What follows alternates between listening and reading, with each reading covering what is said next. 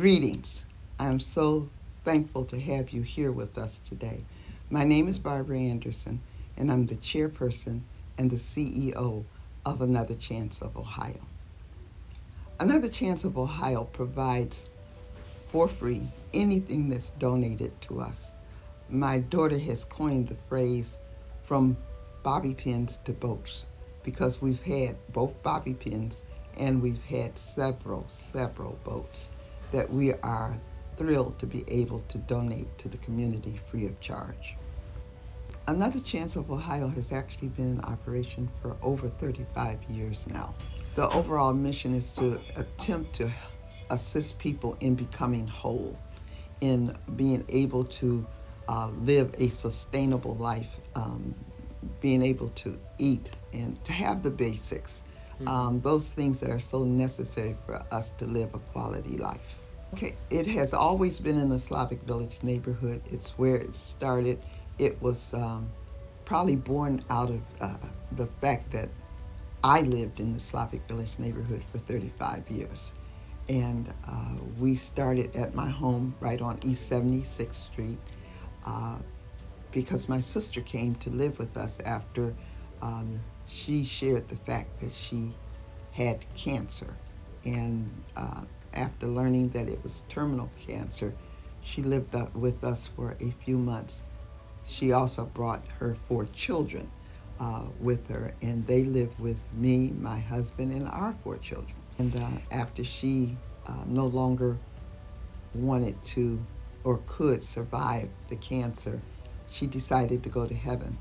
And so I had all 8 children at one time, and it became necessary for me sometimes to get assistance, to have and look for resources. It started off with me just kind of perusing, I'll call it perusing the neighborhoods and finding necessary items. And I would find maybe a table here or a table there, and I would bring it home, clean it up, and we were able to use it. People would actually come to my home and they said, "Oh, that is beautiful. Where'd you get that from?" And I said, "I found it on the street." And they said, "Well, if you ever see another one like that or something I could use, please get it for me too." And so once my house was completed, I started getting things for other people. And I would first house them in the basement of my home, and people would come and get those things.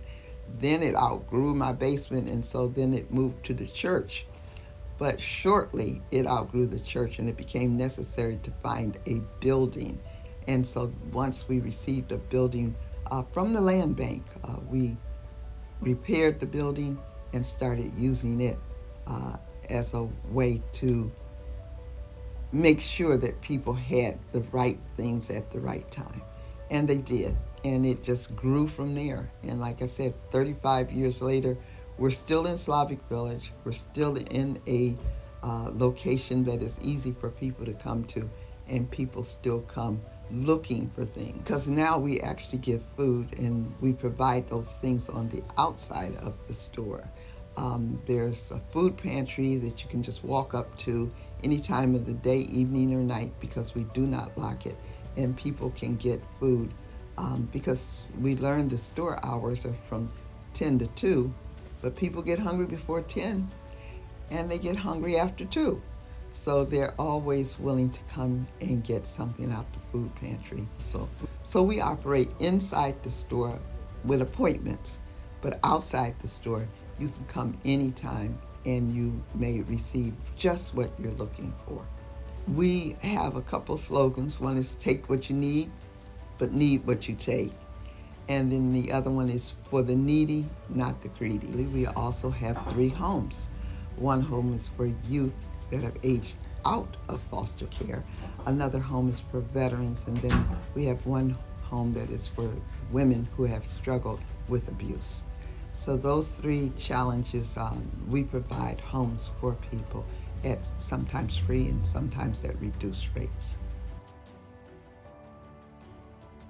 We are always looking for young people to come and join us because it assists us, but it also gives them a bird's eye view of what the communities look for, what they need. Our service from young people has been slow, and I'm sure it's because they just don't know about us. I'm sure they're used to hearing about all the big nonprofits, and the smaller nonprofits sometimes don't get the attention.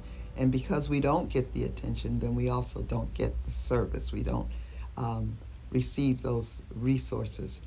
But we are always in need of young people coming to assist. Our hours are 8, well, our store hours are 10 to 2, but we actually start at 8 o'clock and we go to 2:30. Cleaning, arranging the clothing, setting out the materials that we have that we would love for people to get, stocking the food pantry, stocking just about every area that we have. So they are much needed, and we use them at the free store, or can be used at the free store anytime, and as many as can be sent. Because if they have a special talent, like they may know how to paint, and we're not talking about an expert painter, but if you can paint to freshen up and clean up and make the store look more attractive, is always important to us. And if you're interested in outside work, then of course the sweeping or the grass cutting, the landscaping, all of that is important to us too. And those are sometimes things that, as beautiful as they are and as much as we would like to have it done, those are sometimes the things we just don't have the time to do, and we need additional assistance.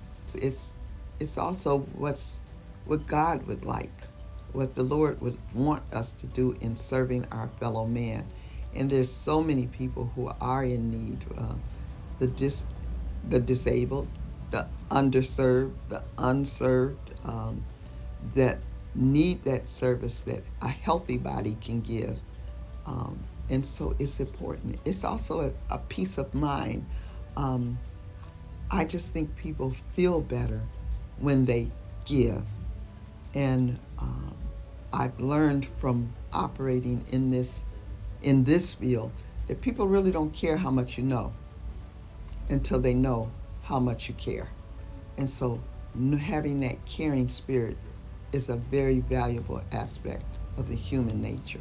I think it's because I went through some challenging situations that also learned that I wasn't the only one, that other people need. As much as I was focused on my hurt, my pain, my need, I survived.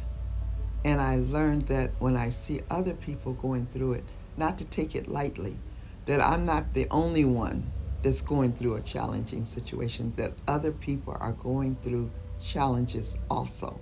And so sometimes you have to move yourself out the way to help someone else. It's good to know that when we go through something like that, yeah, we can survive too. To grow, to continue to grow, to leave a legacy, to leave a sustainable nonprofit, to make sure that over on, as we expand, that we will sign another building, that it will be twice this size, and we will move in and we will serve even more people, to obtain more houses, because we'd like to obtain a house for those people who are aging and need some place to stay, who are coming out the hospitals and need some place to stay. So we want to at least have that one more building. And so we're just looking for growth. And we anticipate it to happen in 2025. And so that is our hope and that's our goal.